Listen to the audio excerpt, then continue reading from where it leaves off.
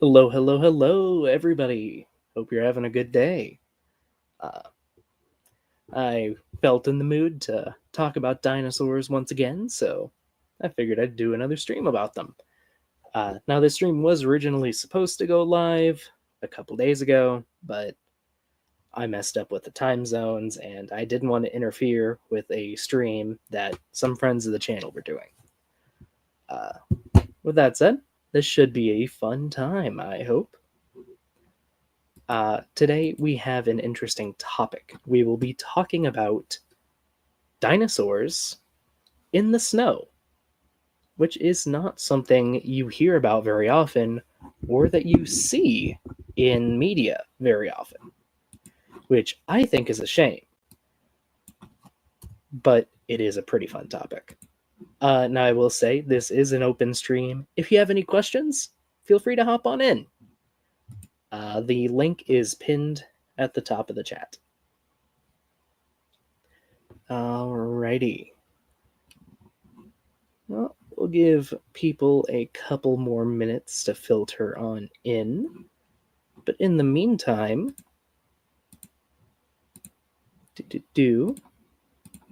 we could work on introducing some of our main dinos today. It's not nighttime yet, I think. Unless you live in a weird time zone. Don't mind me, just moving things around so they fit. Alrighty. Anyway, for a little bit of introduction. Today, we will be exploring the Prince Creek Formation, which is a late Cretaceous rock formation from Alaska. Right up in the northern edge of Alaska, actually. Some of the outcrops are only a couple miles from the coast. This area is absolutely frigid today, especially during the winter this time of year. But even during the Cretaceous, a time known for being nice and hot, it still would have been pretty cool. And in fact, many times during the winter, it would have plunged deep below freezing. Meaning, there would have been some snow. Hence why this episode is set in the beautiful Sierra Nevada mountains. Anywho, it might surprise you to learn that there are a lot of dinosaurs known from this formation. It's not as populated as some other formations like the Hell Creek, which we looked at last time, or the Horseshoe Canyon Formation, which we might cover in the future. It's not as populated as those, but there is still a wide variety of dinosaurs from many different types. We have plant eaters, and a surprising number of carnivores too. There also would have been plenty of mammals, but sadly I can't really put them in this game without some rather not less trustworthy mods, let's say. But I can show dinosaurs, and I intend to show lots of dinosaurs. So without further ado, let's get started. So our first denizen of the Prince Creek Formation is known as Edmontosaurus. Specifically, the species Edmontosaurus regalis, or at least that's what it appears to be. Now, Edmontosaurus is a very, very well represented hadrosaur in the late Cretaceous. It's known basically from all over Canada and the United States, including Alaska. There might even be some very close relatives that made it across the Bering Strait land bridge, or the Bering Strait, into northern China and Russia. Now, Edmontosaurus could get really, really big. Well, one species could. Not the species we are being shown now, unfortunately. This is Edmontosaurus regalis. The big one is called Edmontosaurus annectens. Now, I like to tell you guys what the names mean. Edmontosaurus regalis means the lizard from Edmonton, named after Edmonton, Canada. Regalis meaning royal, or, ironically enough for the time, crowned.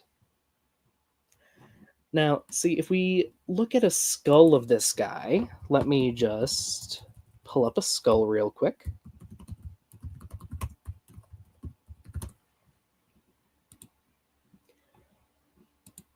Ooh, that's a beautiful skeleton, actually.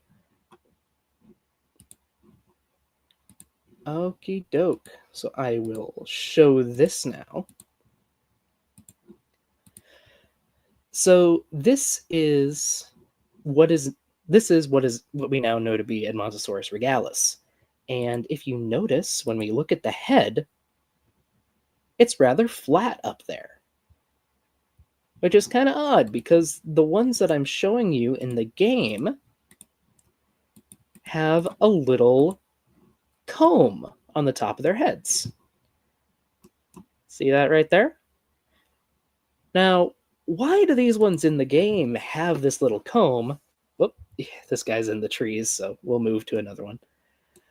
Why do these guys have a comb on top of their heads? Or crown, I guess you could say, when the skeleton doesn't seem to?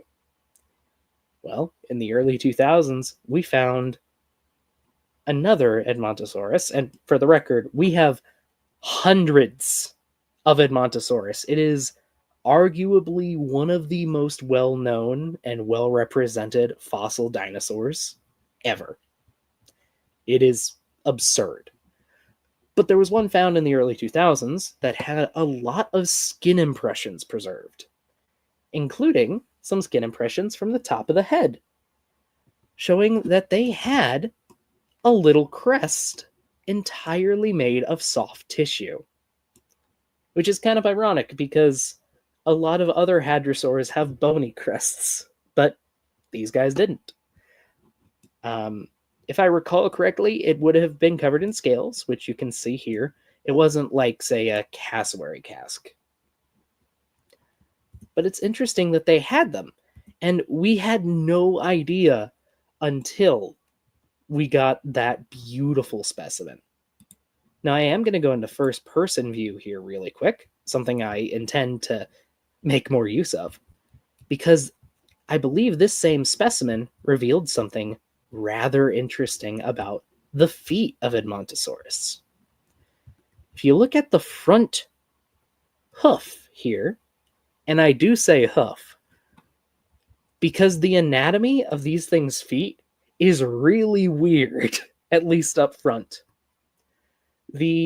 So what we're looking at here is, well, first, it has all 5 fingers, which is already kind of weird for a dinosaur.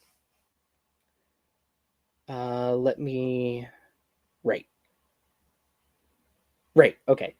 So the pointer and middle finger are fused together and covered in a thick hoof of keratin, just like a horse's hoof. The ring finger is kind of off to the side, and then it has a tiny pinky hanging off the very edge. And then it separately has the thumb with another little hoof. It's really weird. As far as we know, they would have rested all of their weight when walking on all fours on the pointer and middle finger. But let me show a picture of this, actually, because it looks funky. And the fossil is unbelievably well preserved.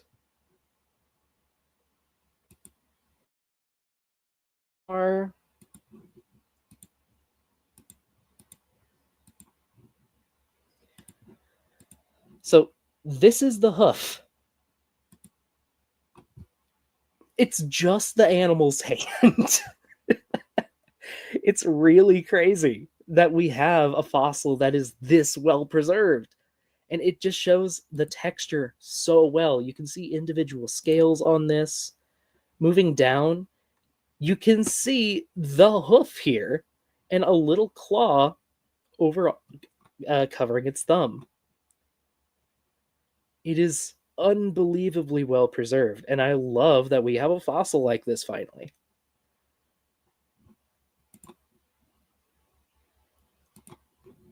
And I believe that comes from the Edmontosaurus nicknamed Dakota. If any of you want to check it out later, which I would highly recommend. When I can, I will try my best to name specific specimens. Now, like I said, Edmontosaurus is unbelievably well preserved, or well represented in the fossil record, with hundreds of individuals of high completeness. And a few dozen are known from the Prince Creek Formation, specifically in a quarry known as the Liscombe Bone Bed. Now, I won't go over the whole discovery, though it is a rather interesting saga. But suffice to say, a whole herd of juvenile and baby Edmontosaurus were found clumped together in a single bone bed. It appears that they might have been killed during the early spring, during snowmelt. It's hypothesized that a river flooded as a herd was crossing it, and the young were too small and too weak to escape the waters, so they drowned. There's a little evidence of predators picking at some of the bones that would have been near the top of the bone bed, but most of them are really well preserved because they were buried underneath all of their relatives. Which is sad, but it happens. Unfortunately. The fossil record is a record of death, sadly. But also life. And at first, these juvenile hadrosaurs were identified as their own unique genus, called Ugrunaluk. Oh, I guess they're socializing a bit there. But called Ugrunaluk cupicensis, which is kind of an interesting name. It is from the local language, which I do not recall off the top of my head. And it essentially just means ancient grazer from the Cupic region, Cupicensis. And I really like the name. I really like it when scientists use native languages to create unique genus and species names. I think it is a very good practice, and I hope to see it more in the future. It is becoming more of a trend, and I'm very happy to see that. Unfortunately, after further analysis of the specimens, we kind of settled on them being non-diagnostic for a new genus, which is unfortunate, but it does happen. See, juvenile animals don't have a lot of their adult characteristics, especially in the bones. So it can be hard to say, oh, this is definitely a juvenile from this species. And if you don't believe me, just think of how similar different dog breeds appear as puppies, but then they grow up to be completely different. It's a lot like that. So, sadly, those animals were absorbed into the genus Edmontosaurus because they were already showing characteristics of being at least very close to Edmontosaurus, so they are probably Edmontosaurus, even if we can't say it definitively.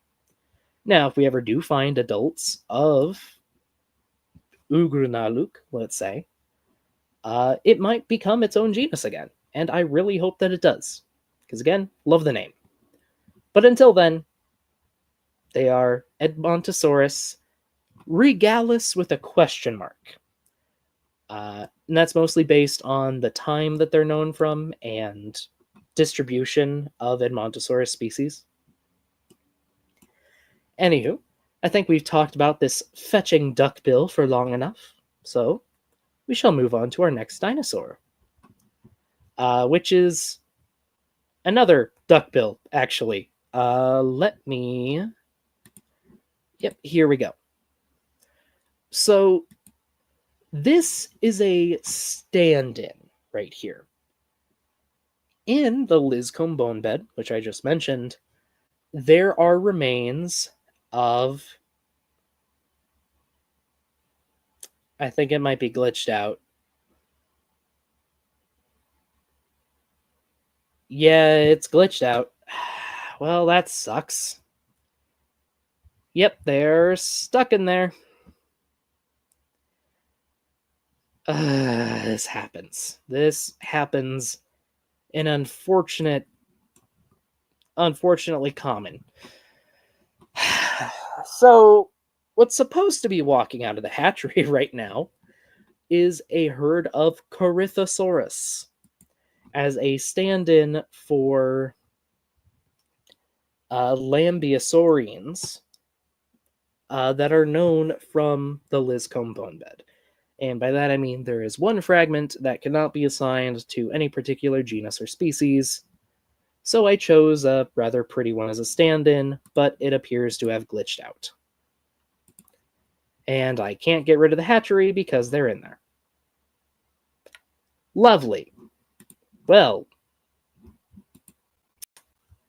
lovely. Let's see. Maybe a Parasaurolophus will work. I think Walker Eye would be appropriate. Here, we'll make some other Lambeosaurians as a stand-in. I mean, they are just meant to be stand-ins anyway, so it doesn't really affect much. Just unfortunate that it decided to break on me. But you know, it happens. Anyway, we have a chunk of skull material from the Liscombe bone bed that appears to be from a Lambeosaurian hadrosaur, meaning the hadrosaurs that have bony crests for the most part. Like I said, beyond that, we don't really know what they were. Okay, this one works. So keep in mind, these are just stand-ins. Parasaurolophus itself is not known from this formation, but it's just here to flesh out the environment and give you an idea of what would have been here. And I would not be a YouTuber if I didn't shout out my short talking about Parasaurolophus. If anyone wants to check that out and learn more about this dino in particular. It's really neat. Had a tuba for a face. Well, really quick, the chat's moving. Let's see. Spielkab says, the snow in their part of Germany melted and didn't find any dino skeletons, therefore they never existed. Check the rivers. Fossils get tossed in rivers all the time. Might be some in a gravel bed area. And yes, the dinosaurs are being unprofessional. Unfortunately. I will say once again, if anyone has any questions or just wants to talk about dinosaurs, feel free to join the chat. Feel free to join the stream. Anyone's welcome, so long as you're more professional than those Cretaceous were.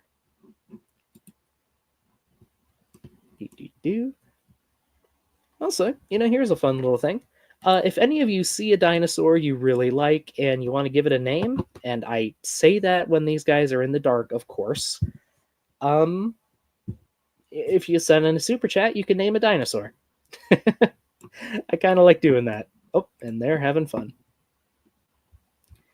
Anyhow, I think that's enough for the hadrosaurs of this formation. So we will now move on to Well, see, this hatchery is completely unusable now because those guys are gunking it up. Do do do do do. Here, these will be fun. So these are another stand-in. These are standing in for some tiny ornithopods that are also known from the Prince Creek Formation. Now, these dinosaurs in particular are called Calindodromeus, and super quick, I'm just going to turn it to daylight. I'm just going to turn it to daylight so we can see them.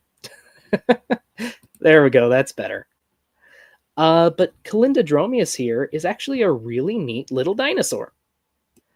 See, this dino has skin impressions from all over its body, and feather impressions too. So this is more or less what it would have looked like in life. And yes, unfortunately, that does mean the little rat tail is accurate, but we won't judge them too harshly for that. They were just born today, after all. But like I said, there are small ornithopods known from this formation, and they probably would have been fluffy like this. Based on a lot of new fossil data from the last decade, we can say pretty confidently that feathers were in most dinosaur lineages. And we know that small ornithopods, at least from the Jurassic, had fluff. They had feathers. So especially if you're living in a colder environment like the Prince Creek was, you would probably keep those feathers, at least as babies. Also, hello there, Jake. Hello, hello. But unfortunately, these little ornithopods are not named, so there's not much more detail I can go into about them. But they are cute, and they are fluffy. Moving up on the scale, we have another stand-in. So this is kind of the unfortunate thing with some of these newer rock formations, like the Prince Creek. It's only really been studied since the late 90s / early 2000s. So a lot of dinosaurs from there don't have official names yet. And they might never get official names, which is unfortunate, but it happens. Keep in mind, this formation is also known from the northernmost part of Alaska, so it's really remote and horrible to do fieldwork in. Anyway, this sideways walking fella is a stand-in for Leptoceratopsids. Now, these are a group of ceratopsians that really don't get a lot of time in the spotlight. They are smaller ceratopsians generally that are mostly quadrupeds, but they don't have any horns. And if they have a frill, it's usually really reduced. Now, this model doesn't reflect that. This is meant to be Protoceratops, which does have a big frill. But it's just a stand-in for those smaller, more lightly built ceratopsians, which again, you never see in media. The bigger ones always steal the show.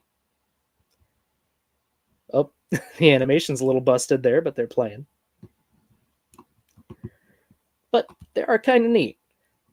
And it really is interesting that dinosaur diversity during the late Cretaceous was just as high as ever, if not higher than at many other points during the Mesozoic. They were going strong up until the end. Oh, and I just realized I don't think I said what time the Prince Creek Formation took place during. It's estimated to be between about, 68 to 73 million years old. So not quite at the end of the Cretaceous. Hence also why we have Edmontosaurus regalis here, the earlier species of Edmontosaurus. Also, just putting a bit of size perspective in there. This is the smaller species, which I normally don't like the human structures, but sometimes they can give a sense of scale. And yeah, Edmontosaurus is a giant of an animal. It really is. Uh, Andrew Christofferson is inventing time travel just to go back in time and get a dino as a pet. You know, I can sympathize with that. Um, do. Let's go ahead and get some other dinos going on in here, since that other hatchery is sadly indisposed, let's say.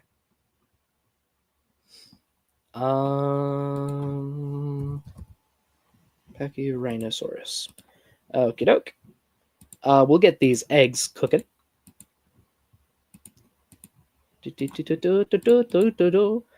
And I am happy to say our next dinosaur is going to be one of our last stand-ins / indeterminates. Well, one of the last ones, not the last one, sadly. Also, I'll release some more Edmontosaurus, because Edmontosaurus is fun. And it's also the most common thing in the Prince Creek Formation. Spielkop is asking if this is a free program I'm using. I am not. The dinosaurs shown here are in the game Jurassic World Evolution 2. Alrighty.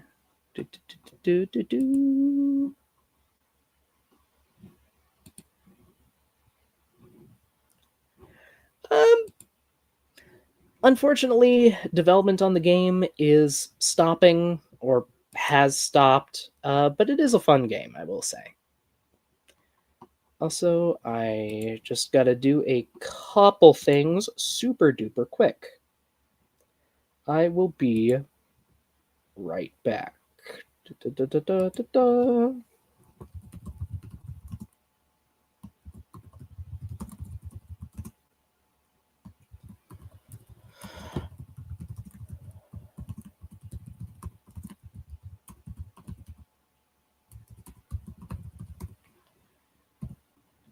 There we go. Okie doke. Just had to make a couple quick changes to the stream, but we're good to go.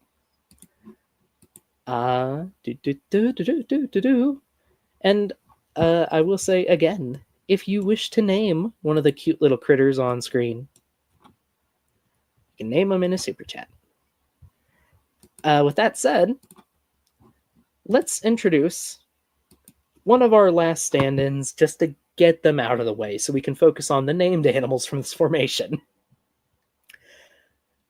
So, wow, that is... this one is just the bisexual pride flag.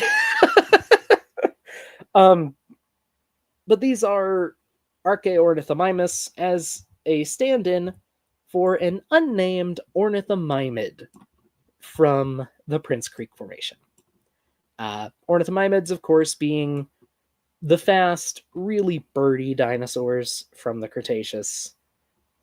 They would have been really fluffy, really feathery, and we can say that with some pretty solid confidence. Most of them were about this size, about the size of a modern ostrich, actually, which is kind of ironic. Sorry, just got a thing on my screen. Most of them are pretty small. They would have been, well, actually, their diet is kind of an interesting deal. We're not certain what all they ate, but it seems like they would have been really good at picking off tiny animals like lizards or ancient mammals. But some of them show adaptations for filter feeding, kind of like modern geese and ducks, which, their heads don't look like at all. But we're not certain yet, and I'm sure more data will come out on it eventually, but it is kind of neat. Anywho, let's get some predators in here. Some unnamed predator stand-ins. So, these little dromaeosaurs here, well, first, they're based on Velociraptor, but again, they're not Velociraptor, they are stand ins. And they're standing in for Dromaeosaurus. Dromaeosaurus is a small, well, about average sized dromaeosaur or raptor dinosaur that is known from the Prince Creek. It was small, speedy, and very toothy, with very, very sharp serrated teeth. Dromaeosaurus itself is known from some good skeletons, most of them from Canada, I believe. Whereas in the Prince Creek, the bones we have of them are mostly just teeth, most of them from the Liscombe bone bed. that bone bed keeps getting brought up. We also have another type of dromaeosaur, which is kind of interesting. This formation actually has quite a few. And by quite a few, I mean it has 3 separate genera of dromaeosaur, which is kind of more than you'd expect. And they're all about the same size, too. So this is a stand-in for Saurornitholestes. Or is it Saurornithoides? I believe it's Saurornitholestes. Okay, now I have to double check. Sorry, I have to double check this because those names get me mixed up all the time. Okay, Saurornitholestes. There we go. Which is, as you might guess, another dromaeosaur. Saurornitholestes, though, has a more heavily built jaw and head, which is reflected in this model here. So it probably would have had a stronger bite force, and it might have relied less on its claws for hunting. And lastly, we have a contentious species, shall we say. This is Troodon. Now, if you caught our last stream talking about the Pachycephalosaurs from the Hill Creek Formation, you probably remember these guys. We did show them off. Now, Troodon has an interesting history as a dinosaur. It was originally named based on one tooth, and I do want to emphasize there, one tooth. Hence the name Wounding Tooth, because the teeth are covered in these big, really sharp serrations. This is a practice that has fortunately fallen out of favor in paleontology, naming things based on super incomplete remains, though it does still happen sometimes.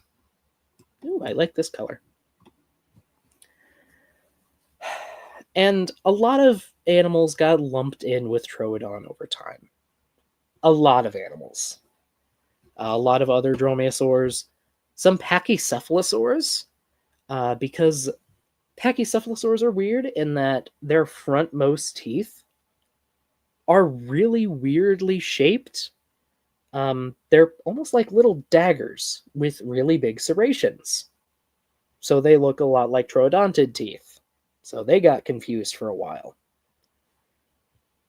Now, I have heard rumors that, So, for a long time, Troodon was considered a nomen dubium, a dubious genus, meaning that, hey, this is based on really incomplete or really bad material. We can't properly identify it based off of this.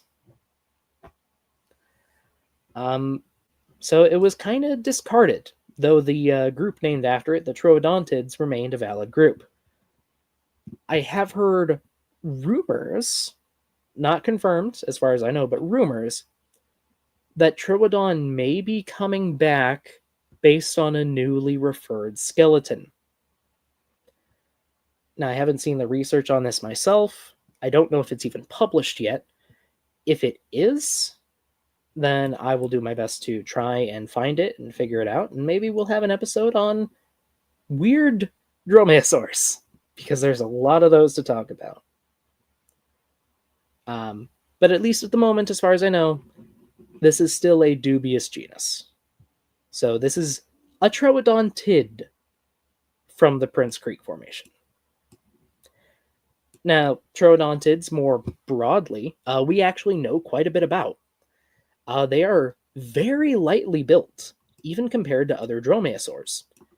They probably would have been very fast runners, and probably would have specialized in small prey. As compared to a lot of other dromaeosaurs, which seem to prefer larger prey and actually weren't that fast. They would have been good jumpers, but they weren't especially good runners. So Vic here is saying they didn't expect a Jurassic World game to show dromaeosaurs with feathers. That's because they don't. These I like a lot of I like to use a lot of mods to make my dinosaurs more accurate. All of the dromaeosaurs you've seen are modded creatures, unfortunately. Hopefully they add more feathered dinosaurs in the future. They have a few now, which I do applaud, but not enough. Also, it's really bugging me that I can't delete this hatchery, but I guess it's just going to have to stay. Now then, we have a few more dinosaurs left in the roster. And all of these are not stand-ins. Well, okay, this one is a stand-in, but it's very close to a real dinosaur from the formation that actually has some really good fossils, or at least comparatively good. This is Alaska cephalae. Now, whoop, a little bit of warping there. But yes, this is Alaska cephalae, a small pachycephalosaur known from the Prince Creek. Also, I really like these colors, actually. So pachycephalosaurs were the focus of our last video, or our last stream. And I imagine you all know more or less what they are. They're the small, often dome-headed I almost said ornithopods. Ornithischians from the late Cretaceous. They're only known from the late Cretaceous, which is weird, but they're really weird in general. Also, these guys are small enough that they get swallowed up by the grass.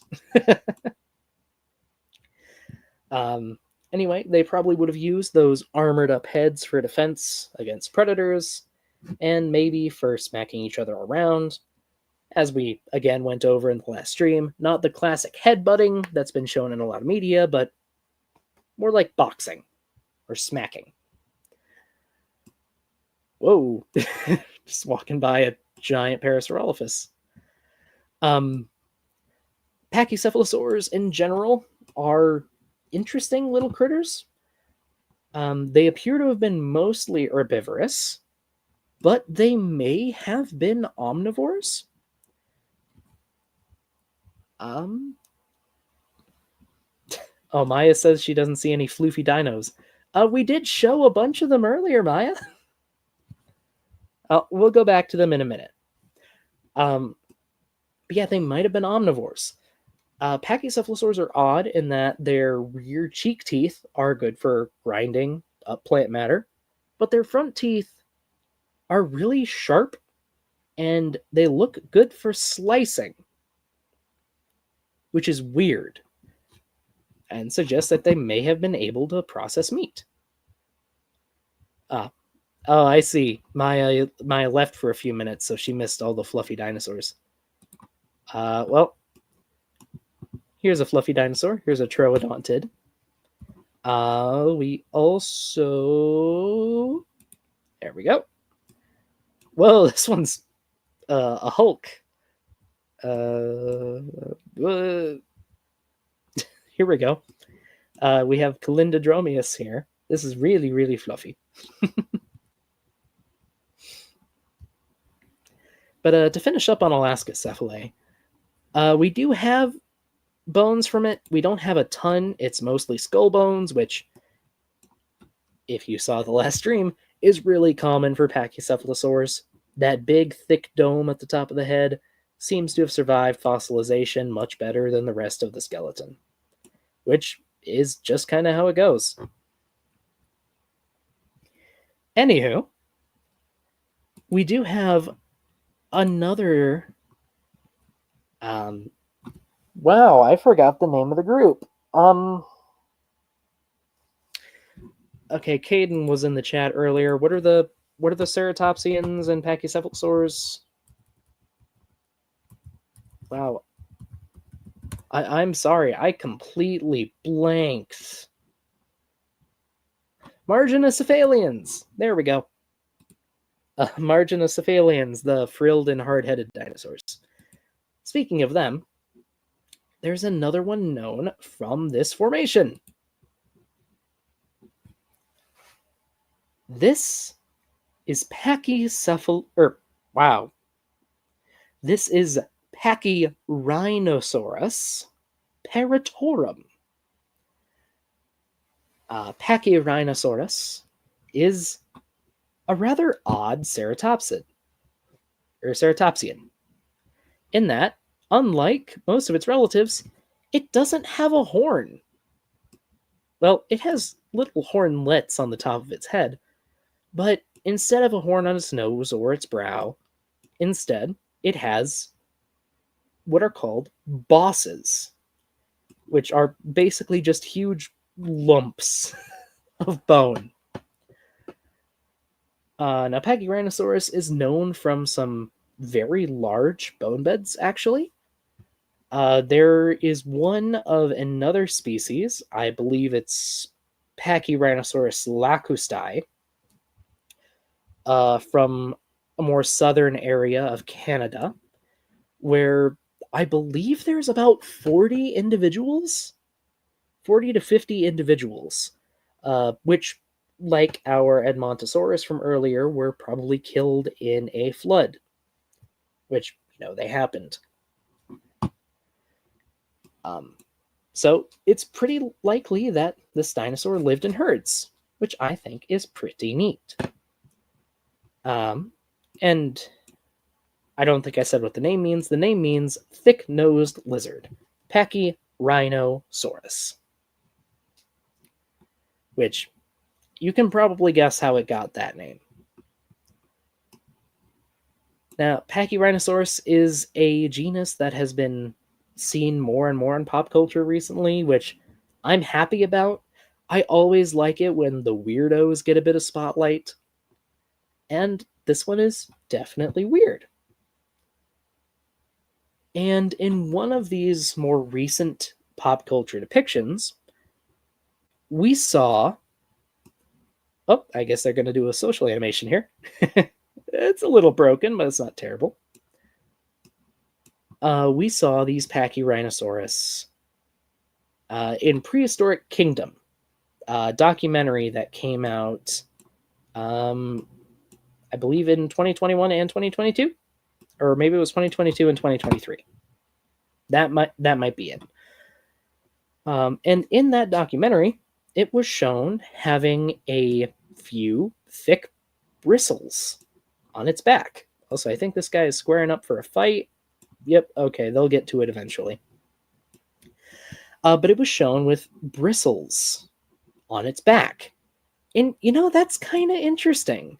And it's also something we don't see here. So why give a ceratopsian primitive feathers? Well, that's because an ancient relative of Pachycephalosaurus... I keep calling it Pachycephalosaurus. An ancient relative of Oh, I guess they're fighting. An ancient relative of Pachyrhinosaurus, called Psittacosaurus, had a row of primitive feather quills running down its tail.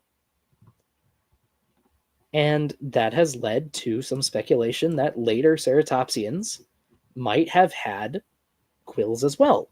Maybe not that specific line, maybe scattered over the body. We're not sure. And unfortunately, it's harder to get skin impressions from larger animals unless they die in exceptional circumstances. But it's a possibility, and I think it's a neat possibility.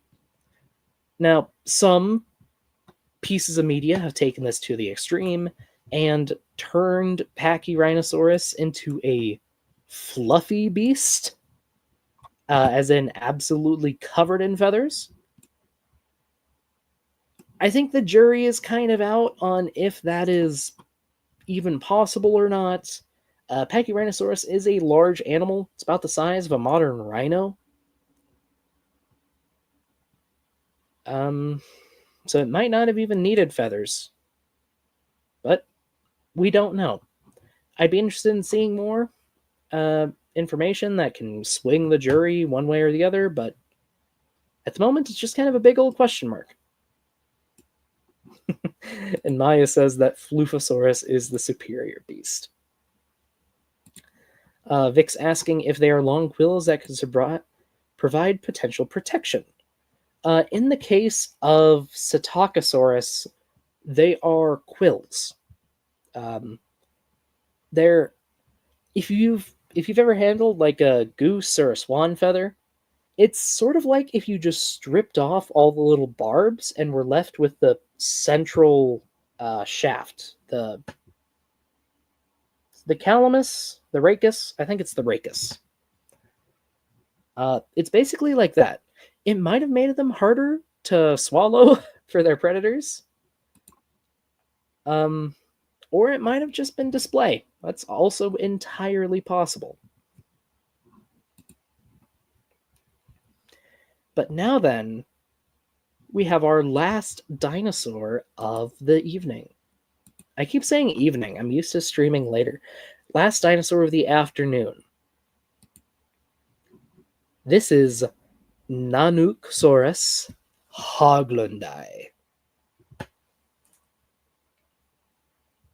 And I'm sure Maya is very happy to see that this one is fluffy. So, Nanuqsaurus, its name translates to the polar bear lizard, which I really like that name. I really like that name. And there's some really good art showing Nanuqsaurus with polar bear colors that I really appreciate. Now, unfortunately, Nanuqsaurus is known from fairly, let's say, incomplete remains. It is known from bits of the upper jaw and maybe some lower jaw. And that is it. Oh, hey, they're socializing. And that's unfortunate, but it's how it goes with tyrannosaurs sometimes. They either preserve absolutely beautifully with the entire animal there, or they are just tiny scraps. And in the case of Nanuqsaurus, it's more on the tiny scrap side.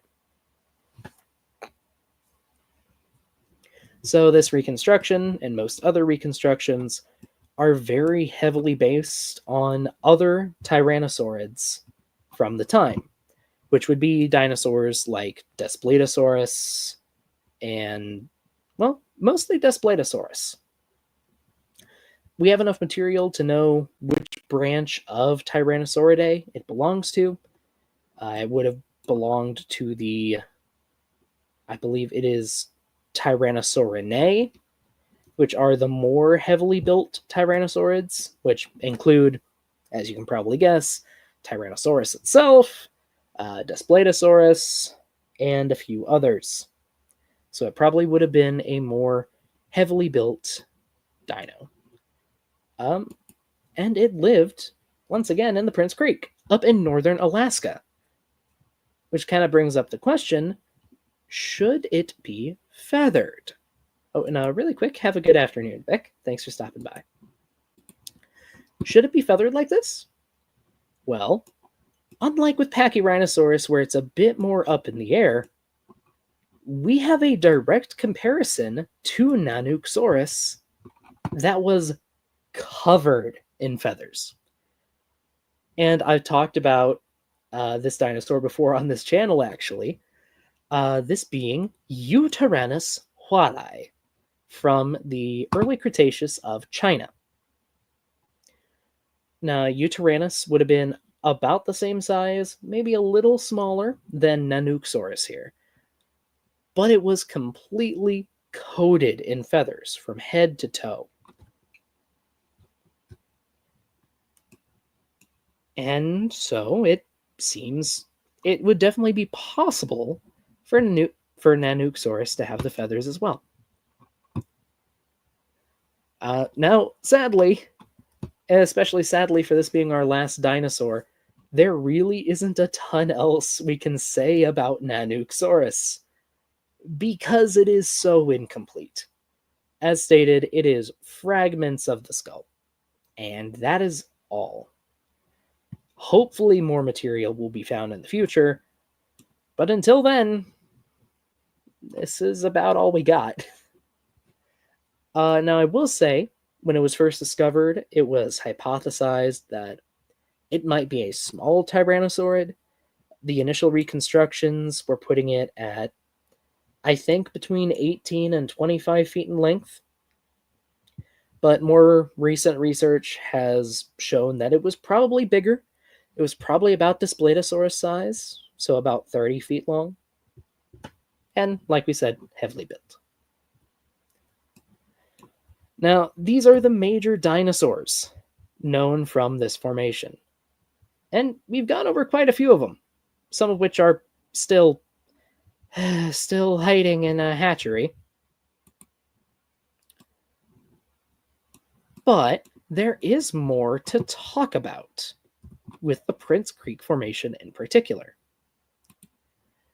Now, as you can probably tell by all of the snow everywhere, the Prince Creek Formation could get pretty cold, especially during the winter. Now, for anyone who's not aware, once you get above the Arctic Circle, for about a quarter to a third of the year, you're signing up for permanent darkness. And the Prince Creek Formation was above the Arctic Circle during the late Cretaceous.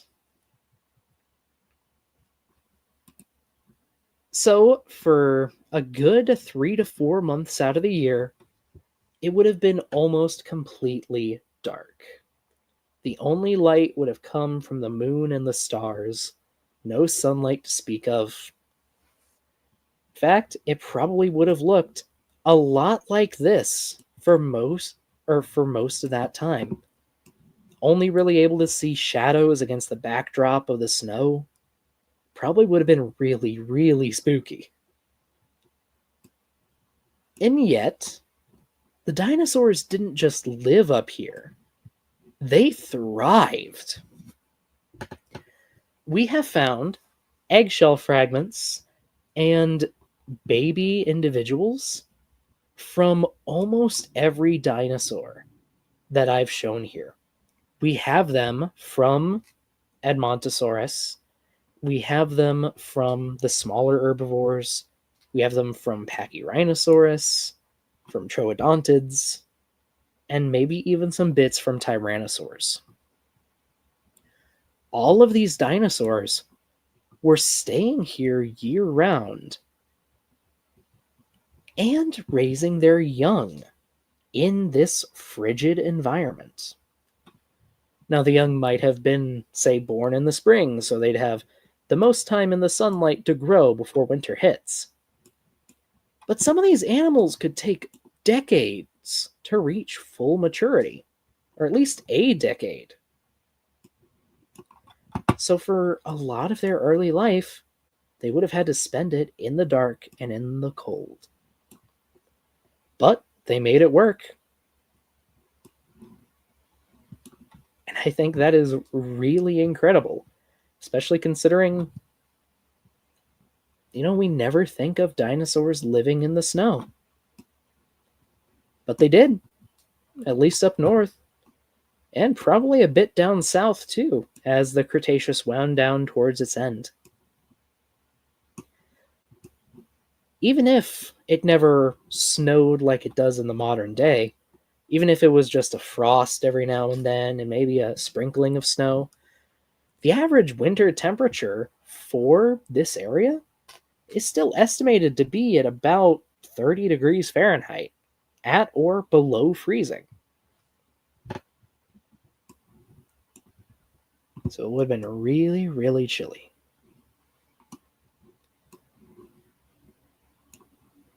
And you know what? I don't think these dinosaurs could have done it if they were cold blooded.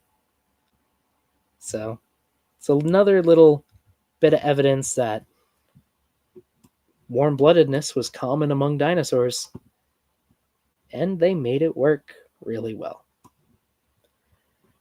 Now, I don't think I have a ton more to talk about with the Prince Creek, at least not currently. Does anyone have any questions or want to come on and comment on the dinosaurs they've seen? Anybody is welcome, of course, again, so long as you are not so long as you're not terrible, you are welcome.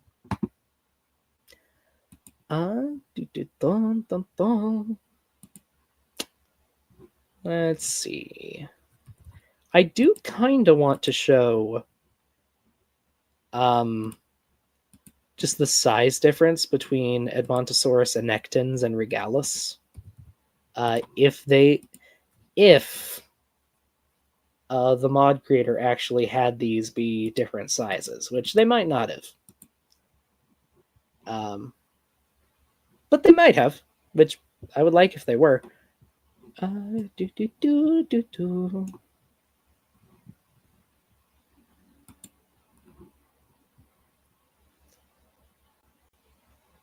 Here we are.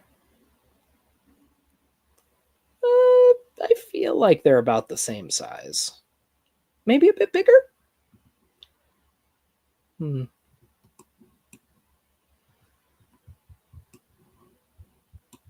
not sure. Where's... they might be bigger. So, that's Regalis. That is fair, Jake. That is fair. Work does come first.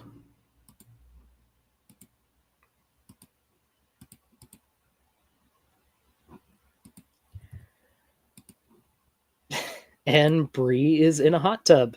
I am kind of jealous.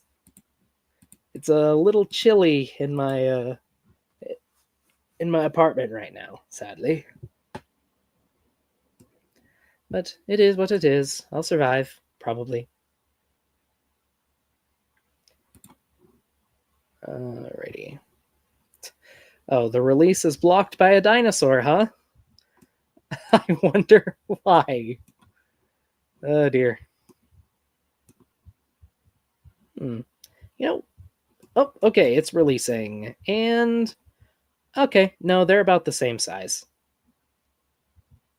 Are they? Yeah, they're the same size. Okay.